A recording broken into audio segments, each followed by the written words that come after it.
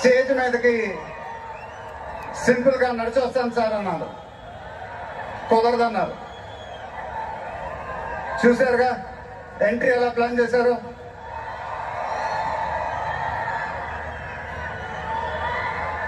సరే sir, simple గా నా స్టైల్లో ఒక బులుగు చొక్కా వేసుకొని ఎవెంట్కి వస్తాను.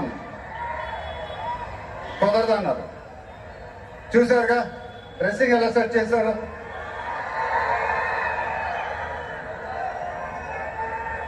అదేంటండి గుండీలు లేవు, ఒక 2-3 బటన్స్ అని నాకుంటున్నాను.